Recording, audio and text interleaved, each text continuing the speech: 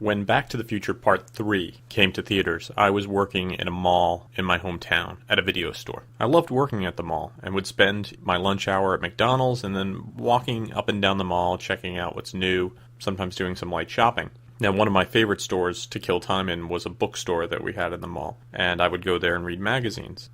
I went in there once and a fella came up to me and said, "Don't you work in the video store?" I said, "Yeah." So we started talking and he started telling me about Back to the Future, how it was his favorite movie, how he loved the franchise, and how he was sad that there would be no more movies after Part 3. Then he started telling me all about these ideas he has for Part 4, Part 5, Part 6, all of them involving the train from the end of Back to the Future 3.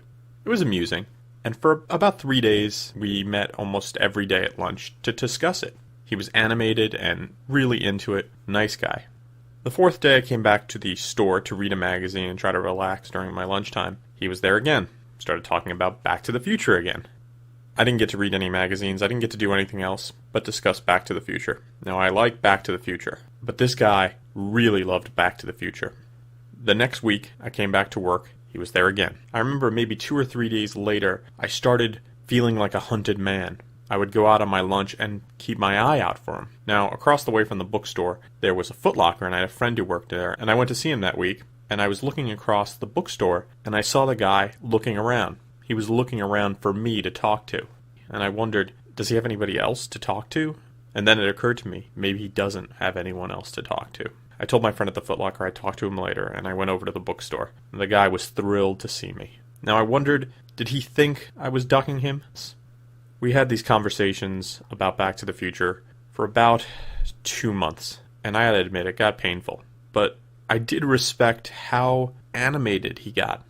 I haven't talked to him since I stopped working at the mall many, many years ago.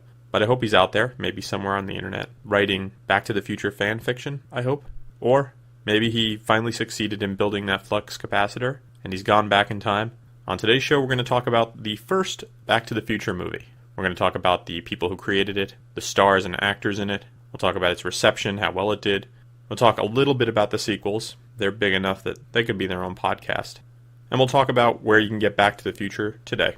We have an info-packed episode ahead of us, so without further ado, let's start the show.